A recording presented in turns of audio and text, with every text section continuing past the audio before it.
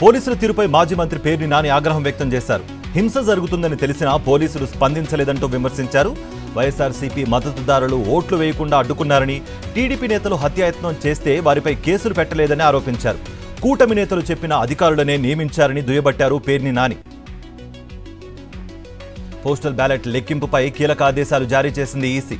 కేంద్ర ఎన్నికల సంఘం సూచనల మేరకే పోస్టల్ బ్యాలెట్పై అటెస్టేషన్ అధికారి అధికారిక స్టాంప్ లేకపోతే తిరస్కరించవద్దని కలెక్టర్లను ఆదేశించింది. ఫామ్ 13A పై రిటర్నింగ్ అధికారి సంతకం సహా పూర్తి వివరాలుంటే అధికారిక ముద్ర లేకపోయినా బ్యాలెట్ చెల్లుబాటు అవుతుందని సూచించింది. ఈ మేరకు కలెక్టర్లకు పోస్టల్ బ్యాలెట్ లెక్కింపుపై మెమో జారీ చేసింది ఈసీ. పల్నాడు జిల్లా నరసరావుపేటలోని కాకాణి గ్రామంలో జేఎన్టీయూ ఇంజనీరింగ్ కళాశాలలోని కౌంటింగ్ కేంద్రాన్ని జిల్లా కలెక్టర్ శ్రీకేష్ పరిశీలించారు. హోమ్ ఓటింగ్ బ్యాలెట్ బాక్సులను పరిశీలించి స్ట్రాంగ్ రూమ్స్ కు తరలించాలన్నారు.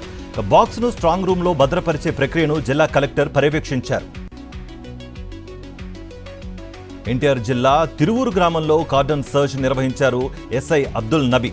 రాష్ట్రంలో నెలకొన్న అలర్ల నేపథ్యంలో సమస్యాత్మక గ్రామాల్లో శాంతియుత వాతావరణం నెలకొల్పేందుకు కార్డన్ సర్చ్ చేపట్టినట్టుగా తెలిపారు. రికార్డులు సరిగ్గా లేని 24 వాహనాలను సీజ్ చేసినట్లుగా పోలీసులు తెలిపారు. ఎన్నికల కోడ్ ముగిసే వరకు 144 సెక్షన్ అమల్లో ఉంటుందని, నిబంధనలు అతిక్రమించే వారిపై చట్టపరమైన చర్యలు తీసుకుంటామని తిరుపతి జిల్లా పోలీసులు హెచ్చరించారు. నాయుడుపేటలోని బీడీ కాలనీలో కార్డన్ సర్చ్ నిర్వహించి సరైన పత్రాలు లేని బైకులను స్వాధీనం చేసుకున్నారు. అనంతపురం జిల్లా నార్పలలో డీఎస్పీ వెంకట శివారెడ్డి సమావేశం నిర్వహించారు. దుగుమర్రి గ్రామ చెరువు సమీపంలో జంగంరెడ్డిపల్లి, తుంపెర గ్రామాలకు చెందిన ఘర్షణపై కేసు నమోదు చేశామన్నారు పోలీసులు. బోర్ సమస్య కారణంగా ఘర్షణ తలెత్తడంతో 324(2) సెక్షన్ల కింద కేసు నమోదు చేశామన్నారు పోలీసులు.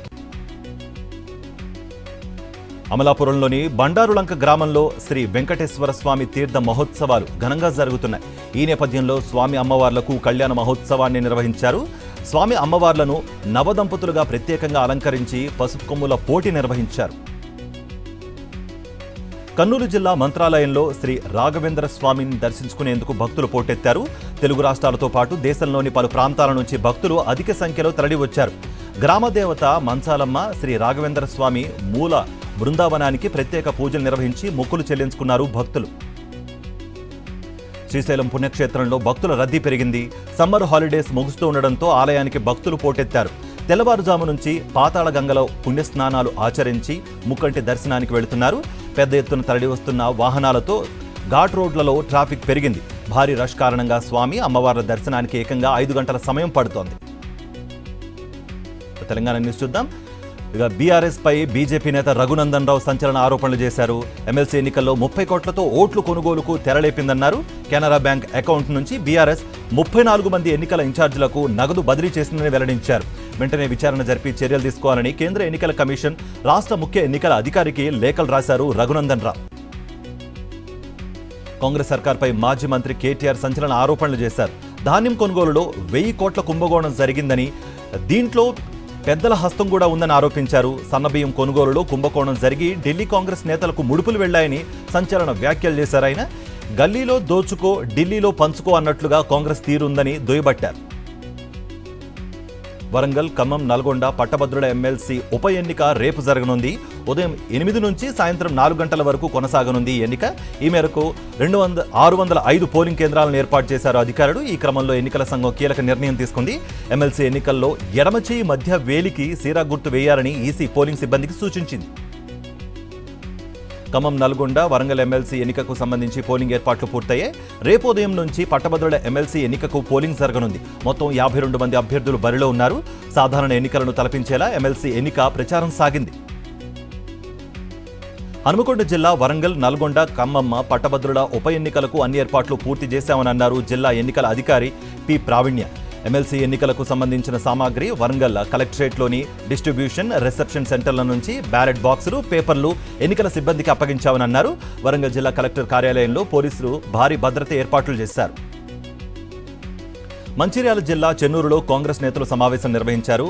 ఎమ్మెల్యే వివేక వెంకటస్వామిపై పెద్దపల్లి బీజేపీ ఎంపీ అభ్యర్థి శ్రీనివాస్ చేసిన అనుచిత వ్యాఖ్యలను తీవ్రంగా ఖండించారు. వరి కొనుగోలు కేంద్రాలను సందర్శించే అర్హత బీజేపీకి లేదంటూ ఎద్దేవా చేశారు. గోమాస శ్రీనివాస వాడుతున్న పదజాలం సరిగ్గా లేదని తన మాట తీరు మార్చుకోవాలంటూ హెచ్చరించారు.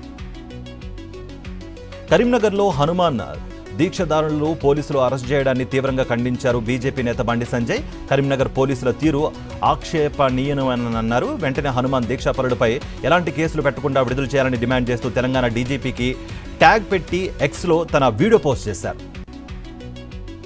తెలంగాణ రాష్ట్రంలో డ్రగ్స్ గుట్కాపై ప్రభుత్వం ఉక్కుపాదం మోపుతోంది. తాజాగా గుట్కా తయారీ అమ్మకంను నిషేధిస్తూ ప్రభుత్వం నిర్ణయం తీసుకుంది. దీనికి సంబంధించిన ఉత్తర్వులను ఫుడ్ సేఫ్టీ కమిషనర్ జారీ చేశారు. ఈ నిషేధం మే 24 నుంచి తెలంగాణలో అమలవుతుందని ఉత్తర్వుల్లో పేర్కొన్నారు. పెద్దపల్లి జిల్లా ఏలిగేడులోని లాలాపల్లి గ్రామానికి చెందిన కాంగ్రెస్ నేత చిగుర్ల జగ్గయ్య తన అభిమానాన్ని చాటుకున్నారు. ఎమ్మెల్యేగా రమణారావు ఘన విజయం సాధించడంతో సైకిల్పై తిరుమలకు వస్తానని మొక్కుకున్నట్లుగా తెలిపారు. ఈ నేపథ్యంలో ఎమ్మెల్యే నివాసం నుంచి జగ్గయ్య సైకిల్ యాత్ర ప్రారంభించారు. కరీంనగర్ జిల్లాలోని పలు హోటళ్లపై ఫుడ్ సేఫ్టీ అధికారులు దాడులు నిర్వహించారు. వరంగల్ నుంచి వచ్చిన task force safety department assistant food controller అమృతతో పాటు పలు అధికారులు సోదాలు నిర్వహించారు. కల్తీ నూనెలు, కాలం చెల్లిన వంట సామాన్లు, మసాలా దినుసులను నకిలీవిగా గుర్తించి హోటల్ యాజమాన్యాలకు నోటీసులు అందించారు. కీలా వరంగల్ సబ్ రిజిస్ట్రార్ కార్యాలయంలో అవకతవకలకు పాల్పడిన వారిపై జిల్లా అధికారులు చర్యలు తీసుకున్నారు. 48 గంటల్లో 26 అక్రమ రిజిస్ట్రేషన్లు జరిగాయని గుర్తించిన అధికారులు ఇన్ఛార్జ్ సబ్ రిజిస్ట్రార్ రాజేష్ను సస్పెండ్ చేస్తూ ఉత్తర్వులు జారీ చేశారు. భద్రాచలం నర్సింగ్ కాలేజ్ విద్యార్థిని కారుణ్య మృతిపై న్యాయ విచారణ జరిపించాలని మావోయిస్టు పార్టీ లేఖను విడుదల చేసింది. కారుణ్య మృతికి డాక్టర్ ఎస్ఎల్ కాంతారావు పూర్తి బాధ్యత వహించాలని లేఖలో పేర్కొన్నారు. ఫీజుల కోసం పేద విద్యార్థులను ఇబ్బందులకు గురిచేస్తున్నారని ఆ లేఖలో ఆరోపించారు. నల్గొండ జిల్లా నార్కెట్పల్లిలోని యశోద వెంచర్లో రైతులు ఆందోళన చేపట్టారు. గ్రామ పరిధిలో ఉన్న పడమటి చెరువును మట్టితో పూడ్చి వెంచర్ను నిర్మిస్తున్నట్లుగా గ్రామస్తులు, రైతులు ధర్నా చేపట్టారు. అధికారులకు ఫిర్యాదు చేసినా పట్టించుకోవడం లేదని ఆవేదన వ్యక్తం చేశారు. వెంటనే వెంచర్ నిర్మాణాన్ని ఆపాలని డిమాండ్ చేశారు.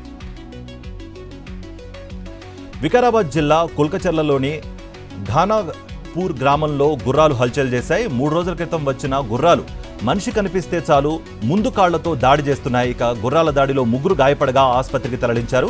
గ్రామస్తులు అంతా కలిసి గుర్రాలను పట్టుకుని కట్టేసి పోలీసులకు సమాచారం అందించారు. గుర్రాలను తీసుకువెళ్లి ఏం చేయాలంటూ పోలీసులు పట్టించుకోవడం లేదంటూ ఆవేదన వ్యక్తం చేస్తున్నారు గ్రామస్తులు.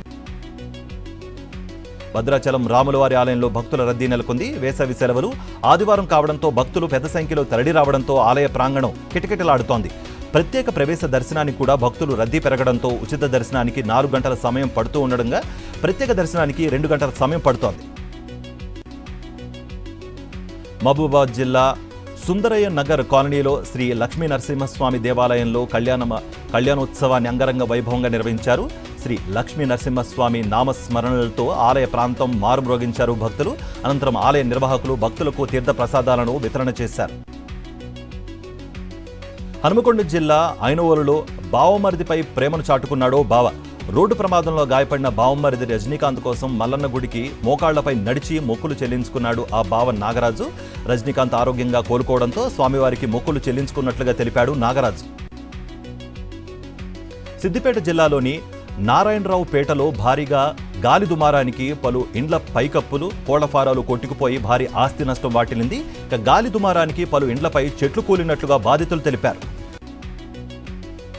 పెద్దపల్లి జిల్లా మంతెనలోని బిట్టుపల్లి గ్రామ శివార్లో గల పెద్ద చెరువులో అక్రమ తవ్వకాలు చేపట్టారని స్థానికులు ఆరోపిస్తున్నారు. ఎలాంటి అనుమతులు లేకుండా భారీ యంత్రాలతో మట్టిని తవ్వి తీసుకువెళ్తున్నట్టుగా అధికారులకు ఫిర్యాదు చేశారు. అయితే అధికారులు స్పందించలేదంటూ స్థానికులు వాపోతున్నారు.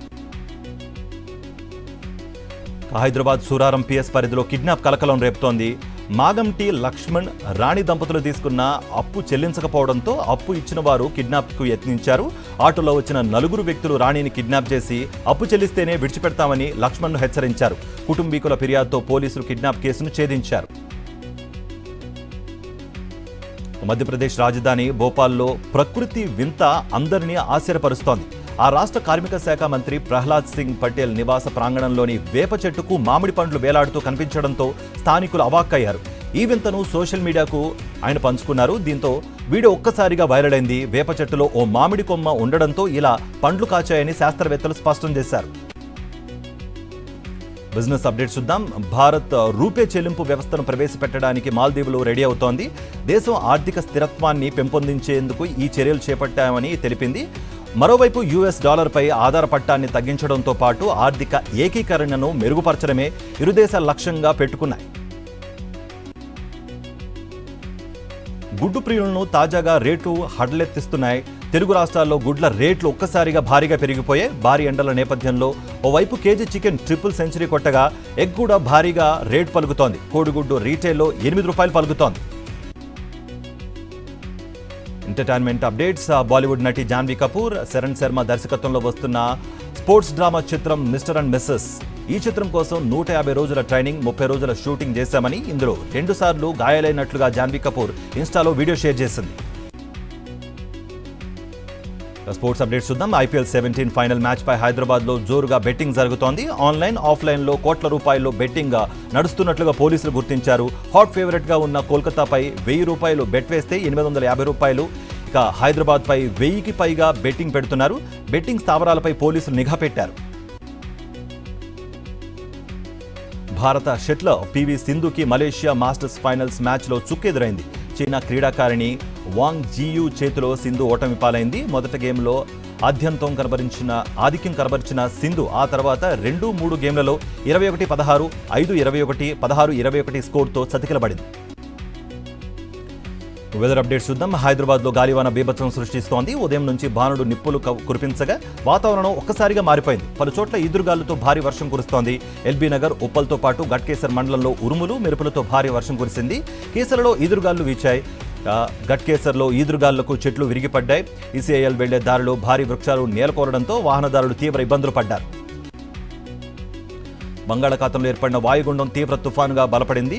రేమాల్గా నామకరణం చేసిన ఈ తుఫాను ఇవాళ మరింత బలపడింది. అర్ధరాత్రికి ఇది బంగ్లాదేశ్లోని కేవ్పరా సాగర్ ద్వీపం మధ్యలో తీరం దాటే అవకాశం ఉందని వాతావరణ శాఖ ప్రకటించింది. దీని ప్రభావంతో ఇప్పటికే పశ్చిమ బెంగాల్, ఒడిశా, కేరళలో ఏకదాటిగా వర్షాలు కురుస్తుండగా ఏపీ సహా పలు రాష్ట్రాలను కేంద్రం అప్రమత్తం చేసింది.